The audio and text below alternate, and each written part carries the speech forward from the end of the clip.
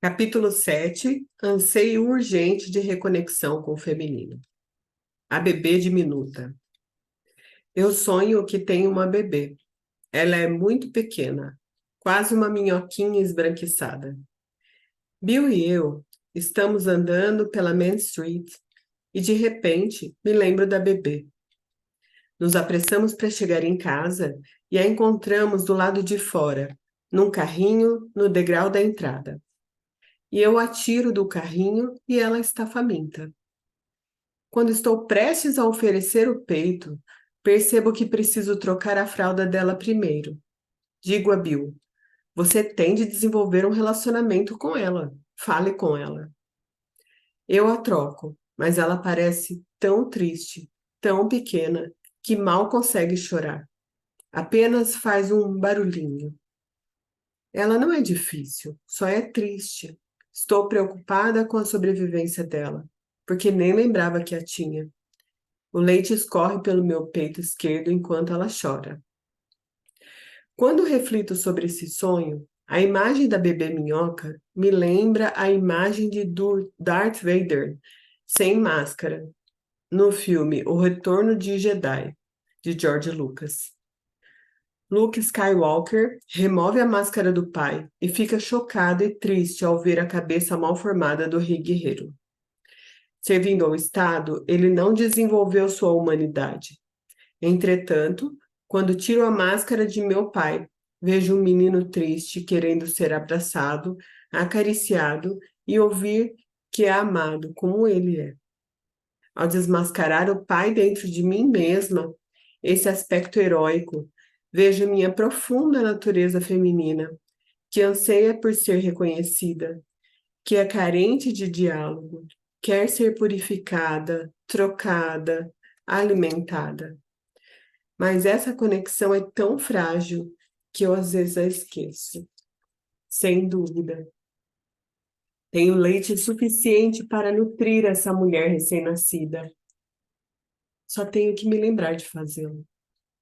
Quando a mulher já realizou a descida e rompeu sua identidade como filha espiritual do patriarcado, surge um desejo urgente de se reconectar com o feminino, seja com a deusa, a mãe ou sua garotinha interior. Ela sente o desejo de desenvolver aquelas partes de si mesma que foram para o subterrâneo na busca heróica. Seu corpo, suas emoções, seu espírito, sua sabedoria criativa. Pode ser que a relação da mulher com as partes não desenvolvidas de seu pai lhe forneça uma pista de sua verdadeira natureza feminina. Se a mulher passou muitos anos afinando seu intelecto e seu domínio do mundo material, ignorando as sutilezas do seu conhecimento corporal, ela pode agora ser lembrada de que o corpo e o espírito são um só. Se ignorou suas emoções enquanto serviu às necessidades de sua família ou da comunidade, ela pode agora começar lentamente a recuperar o que sente como mulher. Os mistérios do reino feminino surgirão em seus sonhos, em eventos sincrônicos, em sua poesia, sua arte e sua dança. Ruptura corpo-espírito. Historicamente, a conexão entre corpo e alma foi destruída com a deposição da deusa mãe. Só agora, com a ameaça da destruição da Mãe Terra, essa conexão está sendo recuperada. Quando a humanidade esqueceu a santidade da terra e começou a adorar seus deuses das igrejas e catedrais, e não nos bosques e nas montanhas, perdeu a relação sagrada eu-vós com a natureza. Esquecemos que éramos seus filhos, interconectados com todas as espécies. Perdemos a noção da sacralidade encarnada em todos os seres vivos, árvores, rochas, oceanos, quadrúpedes, pássaros, crianças, homens e mulheres. A partir desse descaso pela santidade da natureza, veio a negação da santidade do corpo. Nem sempre foi assim. Quando o corpo da mulher era equivalente ao corpo da deusa, a mulher era o receptáculo para o milagre da vida. Em tempos ancestrais, quando a metáfora e o arquétipo e não o conhecimento científico descreviam como as coisas funcionavam, havia um sentimento de admiração pelas mulheres. Essa admiração tinha a ver com as mudanças pelas quais seu corpo passava. Uma menina se tornava mulher quando menstruava. O sangue sempre teve uma qualidade espiritual. Ela sangrava todos os meses até engravidar. E então parava de sangrar por 9 meses e se tornava o receptáculo para uma nova vida. Acreditava-se que ela retinha o sangue no corpo para gerar um bebê. Depois de ter o bebê, ela voltava a sangrar, mês após mês, até a menopausa, quando novamente parava de sangrar. Isso também era considerado admirável, porque se acreditava que na menopausa a mulher retinha o sangue no corpo, dessa vez não para gerar um bebê, mas para produzir sabedoria. As mulheres estão agora recuperando essa maneira tão diferente de ver a própria experiência, enquanto trazem de volta ao mundo um sentido de sacralidade da matéria. Durante a Idade Média, em especial, a partir da Revolução Industrial e deificação da máquina, o corpo físico, tanto das mulheres quanto dos homens, assim como a Mãe Terra, sofreu e ainda sofre abuso sexual e físico. O corpo foi levado para além dos limites da força e resistência, e obrigado a se moldar às expectativas culturais de tamanho, formato e beleza em nome dos interesses da ganância humana. O aviltamento do corpo feminino vem sendo expresso em tabus culturais e religiosos em torno da menstruação, do parto e da menopausa, mas também se reflete nas estatísticas que documentam casos de estupro, incesto e pornografia. A sacralidade do corpo feminino, o reconhecimento da sacralidade envolvida, foi perdida quando as pessoas começaram a adorar deuses paternos. A reverência e a fertilidade, outrora concedidas à mulher menstruada, foram legadas para o subterrâneo juntamente com a deusa. Na ausência da deusa, algumas mulheres esqueceram a profunda sabedoria do corpo feminino e os mistérios da sexualidade feminina. As mulheres sabem com o corpo. Jean Shinoda Bolen diz que quando sabemos algo em nosso corpo, assim como em nossa mente e no nosso coração, então sabemos algo profundamente sobre nós mesmas. E é essa dimensão que está fora de equilíbrio em nossa civilização cristã e em nossa psicologia de influência cristã. É uma psicologia paterna e uma teologia paterna, em que mente, interpretações e palavras constituem a experiência transformadora. Mas isso não é válido para as mulheres, entre aspas. Entre parênteses, gente. Sexualidade feminina. A perda de poder associada à sexualidade da mulher é uma realidade entre as culturas desde que o homem descobriu que tinha um papel na procriação. Para proteger a descendência patrilinear, há séculos os homens tentam controlar a sexualidade das mulheres. Embora precise da mulher, o homem tenta manter o poder dela sob controle, legislando contra o uso livre de seu sexo para que ela não comprometa a frágil, mas resistente estrutura social de nossa sociedade patriarcal. Para proteger sua descendência patrilinear, seu filho deve ser o filho do pai e não o filho da mãe. Mesmo nas sociedades celtas em que a descendência era matrilinear, o papel sexual da mulher era considerado perigoso, insalubre e assustador. Jean Marcalli conta que quando a grande mãe celta, Rhiannon, foi empurrada para o subterrâneo, ela a tornou a forma de javali ou de porca branca.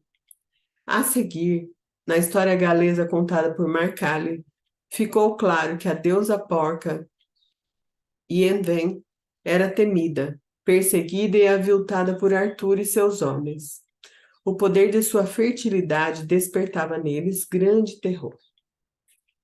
Houve a profecia de que a Grã-Bretanha sofreria nas mãos dos filhos de Rei a Velha Branca.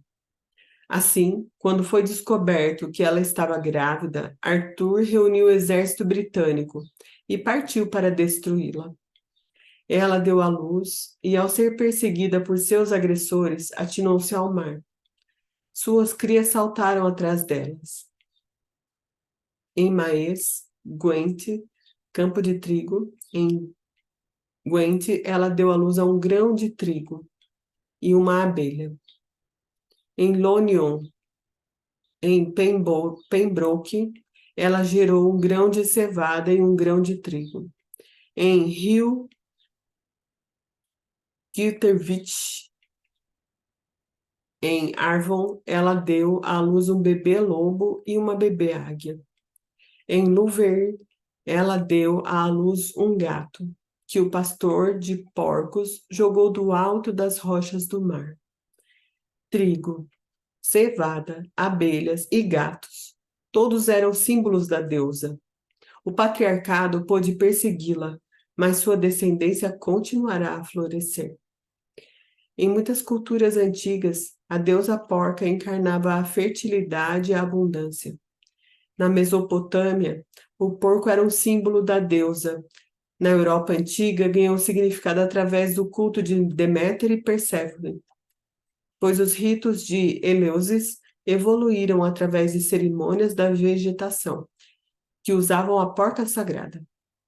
Após a conclusão das festividades, as mulheres saíam com os homens e faziam amor nos sucos produzidos da terra para garantir o sucesso das colheitas. Esse ritual estabelece uma conexão direta entre a sexualidade humana e a fertilidade agrícola. É provável que, nesse contexto, a sexualidade feminina recebesse a honra e a reverência que merecia por sua capacidade de trazer vida à terra.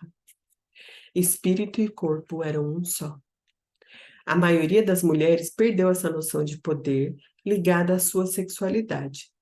O homem, por outro lado, rebaixou a mulher, chamando-a de tentação, sedutora malvada e devoradora. O poder original da energia sexual e procriadora, bruta da deusa, era visto como uma enorme ameaça à autoridade masculina. Além disso, também é percebido como contraproducente para a nossa ética cultural do trabalho. O perigo das relações sexuais livres, como simbolizado pela deusa, a Nossa Senhora da Noite, reside na possibilidade de que elas proporcionem a satisfação total dos desejos instintivos de homens e mulheres, seguidos pelo sono ou por um estado de inércia, próximo ao nirvana, no qual toda a vontade de viver desaparece. Dito de outra forma, haveria um regresso geral ad úterum, um retorno ao verdadeiro paraíso, na proteção real ou imaginária de um ventre materno sempre unido e nutritivo. Antigas imagens de deusas que glorificavam os órgãos genitais femininos foram desfiguradas ao longo dos séculos por parte das tribos conquistadoras e de sacerdotes cristãs. A Sheila Najik, um símbolo celta do aspecto materno e devorador da deusa, era esculpida na pedra de templos e castelos por toda a Irlanda e Grã-Bretanha. Ela apresentava enormes órgãos genitais separados com ambas as mãos e pernas dobradas, oferecendo uma fantasia de liberdade sexual ilimitada e, ao mesmo tempo, um divertido lembrete de nossas origens. Ela expressava a visão íntima e impressionante do mistério do nascimento e simbolizava o momento em que a placenta ensanguentada é cortada e uma nova vida é liberada. Na maioria das efígies deste tipo que ainda restam, os genitais foram raspados da pedra, de modo que a imagem original é irreconhecível. Com tanta destruição ativa nos símbolos da fertilidade feminina, Não é de admirar que hoje algumas mulheres sintam vergonha dos seus órgãos genitais e desenvolvam desconfortos sexuais, como condiloma, displasia e herpes. Elas escondem esse segredo de familiares e amigos por meio de serem consideradas sujas. Vou ler de novo. Elas escondem esse segredo de familiares e amigos por medo de serem consideradas sujas. Comparam a flor de sua sexualidade com outras e julgam seus lábios e sua vagina, que deixam a desejar. Nada está certo no corpo delas. As adolescentes criticam o tamanho dos próprios quadris e seios, em vez de celebrar sua capacidade de dar à luz e amamentar. Elas fazem comentários depreciativos sobre a menstruação, porque nunca lhes foi dito que o período que estão na lua, como os nativos americanos se referem à menstruação, é um tempo de purificação, de sonhos, insights e intuição, um momento de enorme poder a ser recuperado e respeitado. Mensagens familiares sobre o corpo feminino. Conte-me sobre como é ser mulher, diz uma mulher de 35 anos. Vivo dentro de um corpo que pesa mais de 90 quilos e não me identifico como feminina de forma alguma. Sei como é ser mãe. Gosto de acolher crianças e meus clientes, mas não me identifico como uma mulher sexual. Meus pais sempre me advertiram para que não voltasse para casa grávida. Por isso acho que eu penso que se eu fizesse sexo eu engravidaria e não teria mais autorização para voltar para casa. Assim, aos 13 anos, comecei a engordar para me proteger. Lembro-me de estar no baile da escola, no 8º ano, e o garoto mais popular vir até mim e me convidar para dançar. Eu tinha tanto medo de ser tocada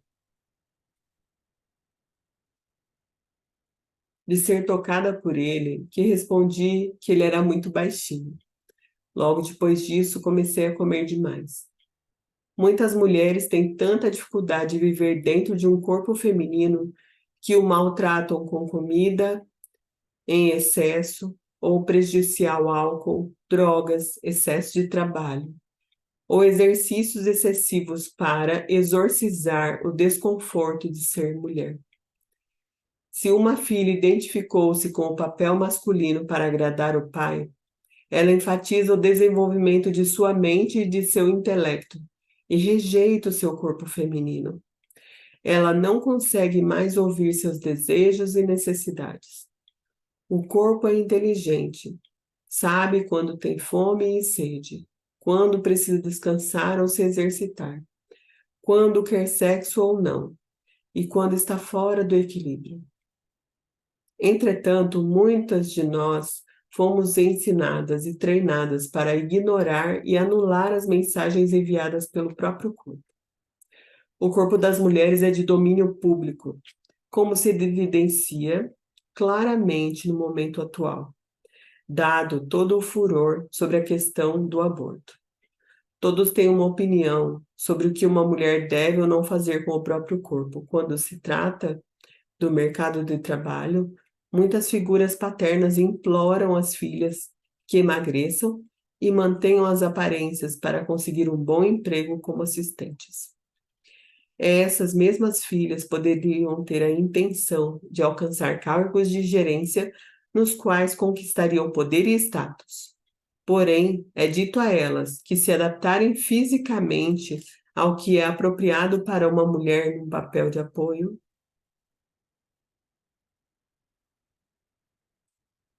Vou ler aqui novamente. Porém, é dito a elas que se adaptem fisicamente ao que é apropriado para uma mulher num papel de apoio. Durante anos, as mulheres escutaram que não podem fazer um trabalho tão bom quanto os homens nos negócios, porque menstruam e dão à luz. Não é segredo que, apesar dos avanços dos últimos 30 anos, elas ainda são penalizadas por tirar licença para ter filhos e cuidar deles, sendo por isso ignoradas para promoções e aumentos salariais. Se a mãe da mulher não se relacionava com seu próprio corpo feminino ou fazia comentários depreciativos sobre a sua sexualidade de outras mulheres, ela provavelmente não era capaz de valorizar o corpo feminino de sua bebê. Algumas mulheres contam às filhas histórias de terror sobre a primeira penetração ou sobre as dores do parto. E é por isso que tantas meninas temem a sexualidade, detestam o próprio corpo e lentamente se desligam dos próprios instintos. Se a ênfase em uma família estava no desempenho perfeito, sem qualquer reconhecimento genuíno do dever ou de ser criança, ela muito cedo aprendeu que as respostas intuitivas e instintivas não eram aceitáveis. Desse modo, sua raiva, seu medo e até mesmo sua alegria foram canalizadas para a musculatura do seu corpo, cronicamente trancados e inacessíveis à vida cotidiana. Quando o sentimento autêntico é desligado dos instintos, o conflito genuíno ou permanece no inconsciente ou ali se somatiza.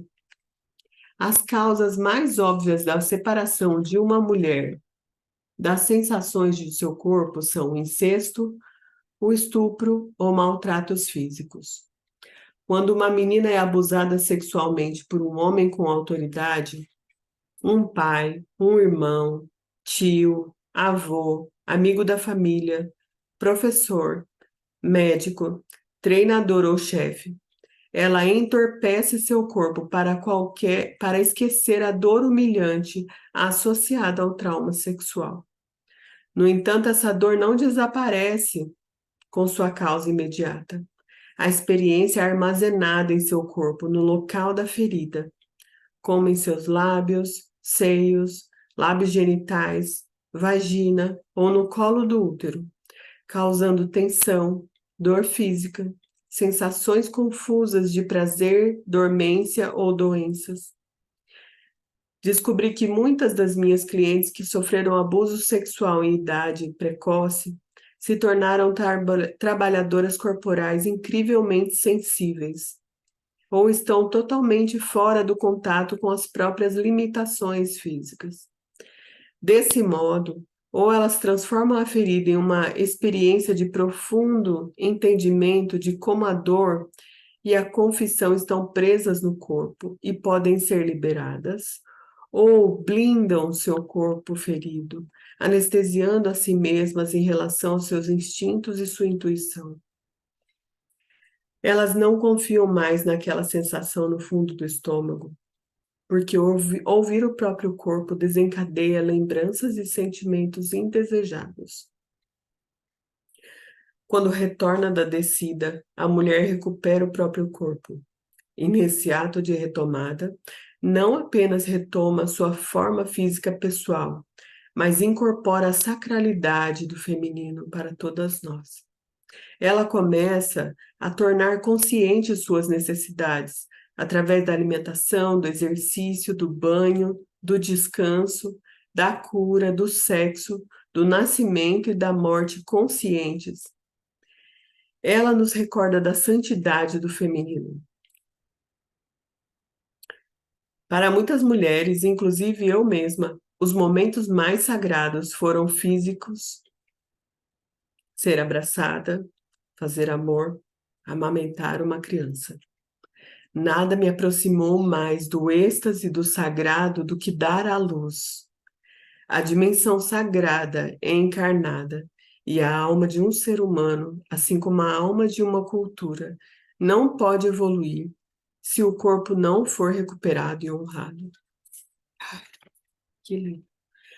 Quando penso nas mulheres que trazem o aspecto sagrado do corpo feminino em seu trabalho, em sua vida, recordo a Ariska Hazaki, uma parteira de Oakland, Califórnia, que criou a dança da vulva para honrar a sexualidade feminina.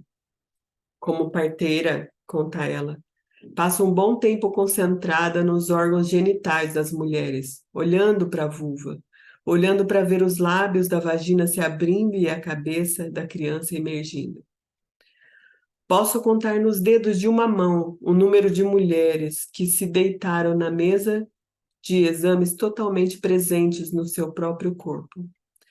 Há mulheres que cobrem a vulva fazendo observação obrigatória sobre como cheira mal. Eu sei que todos esses sentimentos de vergonha e sujeira nem sempre estiveram presentes para nós. A vulva feminina já foi um emblema de beleza, santidade e transcendência. Todos os seres humanos vêm ao mundo através da porta de entrada do nosso corpo.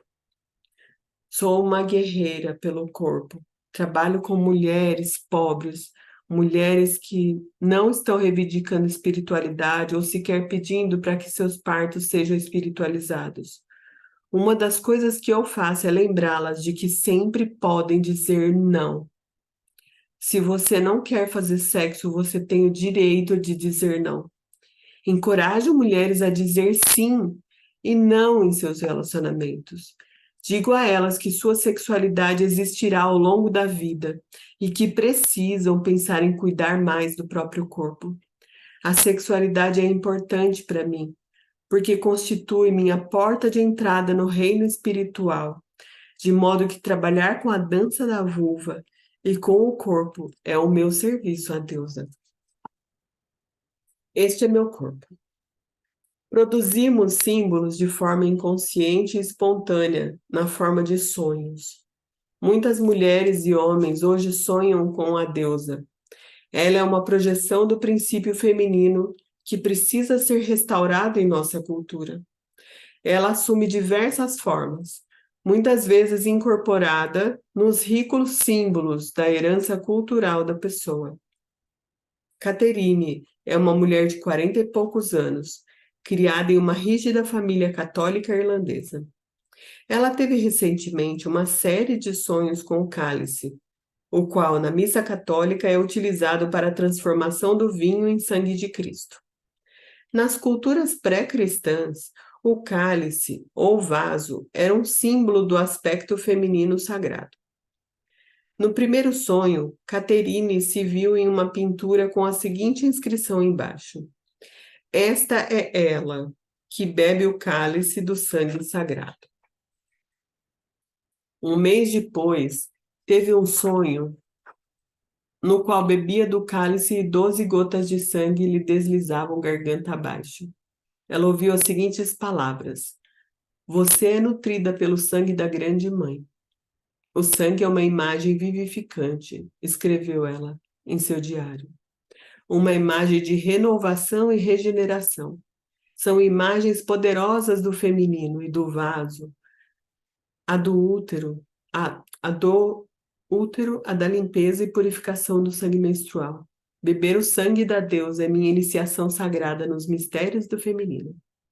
2 meses depois, Catherine teve um sonho no qual viu o próprio corpo como cálice e ouviu as palavras: Esta é minha filha amada, com a qual estou muito satisfeita. Ela acordou cheia de entusiasmo. Eu estava vibrando de energia, escreveu. Eu não conseguia permanecer na cama. Sentia que meu corpo ia explodir de tão repleta que estava. Era madrugada, mas mesmo assim peguei todo o meu material de arte e criei, primeiro, um cálice rudimentar, em barro. A temperatura do barro fresco me acalmou um pouco, mas não o suficiente. Eu precisava de cor para representar o que sentia. Peguei todas as canetas coloridas e desenhei um cálice vivo, com energia vibrante de cor. As palavras, este é meu corpo, este é meu sangue, se repetiam na minha mente. Percebi naquele momento que eu encarnava o espírito, meu corpo e meu sangue. Eu era a deusa encarnada, não de forma arrogante, mas simplesmente como a encarnação do espírito. Deus ou deusa não está separado de mim, fora de mim. Eu a encarno, eu a sinto com todo o seu poder.